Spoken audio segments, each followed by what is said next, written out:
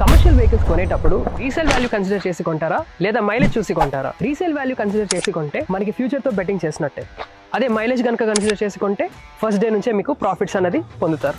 ఎందుకంటే మైలేజ్ అన్నది మనకి ఎంత వస్తుందో తెలుస్తుంది. సో ఇంత సంపాదించగలం అన్న ఒక ఐడియా అయితే ఉంటుంది. అదే రీసేల్ వాల్యూ కనుక చూసుకుంటే మనకి ఎంత వస్తుందో కూడా మనకి తెలియదు. ఫర్ ఎగ్జాంపుల్ ఇక్కడున్న ఈ ఇంట్రా V30 కనుక చూసుకుంటే మనకి 16 నుంచి 17 కిలోమీటర్స్ పర్ లీటర్ వరకు అయితే వస్తుంది మైలేజ్.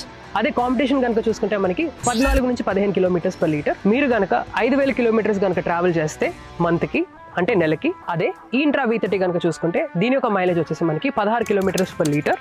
సో 5000 బై 16 కిలోమీటర్స్ కనుక చేసుకుంటే మనకి దగ్గర 313 లీటర్లు అయితే పడుతుంది. సో కాంపిటీషన్ అండ్ ఇది కనుక చూసుకుంటే దగ్గర మనకి 45 లీటర్లు అయితే సేవ్ అవుతుంది.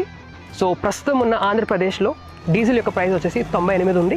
సో 98 ఇంటూ 45 మనకి క్లోజ్ టు 4400 అయితే మనకి సేవ్ అవుతుంది.